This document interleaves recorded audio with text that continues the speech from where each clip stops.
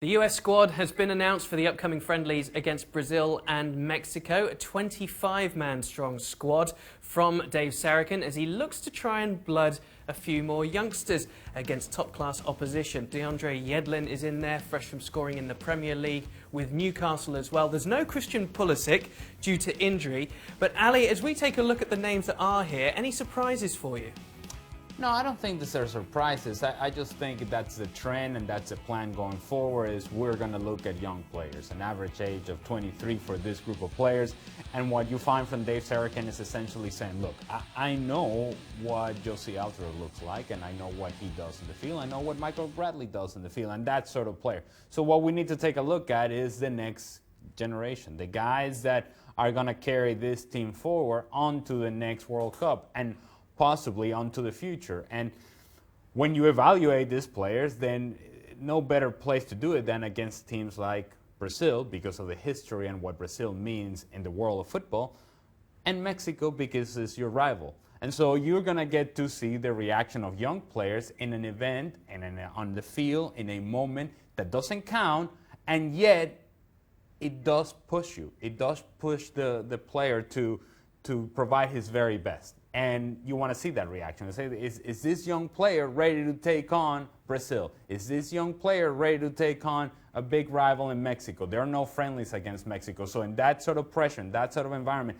I want to see how he behaves. Is he able to take the ball down, show some character, show some personality, and do the things that make him a successful player? That evaluation process is going on in training session. This is going on once the game starts, and it's also going on in the behavior of the players during the national team call-up. Everything counts when you are the national team, and when you're a young player, you can't just take these opportunities for granted. These are moments in which you got to showcase what you are, and then maybe that warrants a second call-up. The other thing is that Dave Sarachan is evaluating players, and yet the overarching feeling is that he's not going to be around. So who is he evaluating players for? Doesn't seem to be for himself. So at some point, this federation has to make a decision as to who the next manager of the national team is going to be, so that then the evaluation that takes place in these games has some importance and has some value.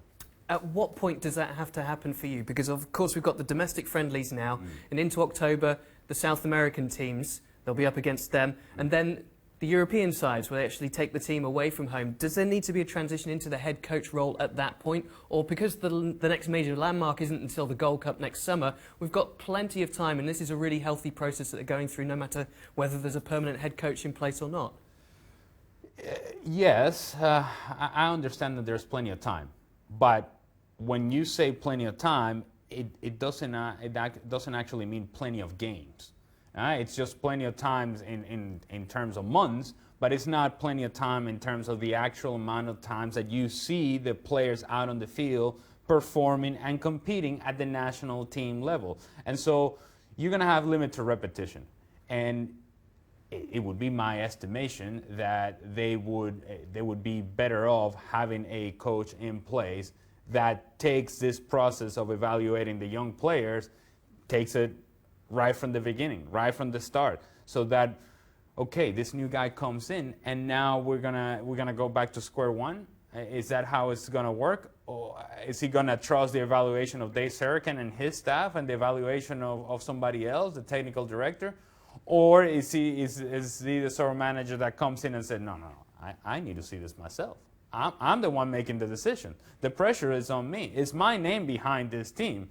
And so I wanna see what these guys look like under my process, under my staff, under my evaluation, under my training sessions. And so the sooner they do that, I think the better for the national team. However, it doesn't mean that you have to make the wrong choice simply because you're making a quick choice.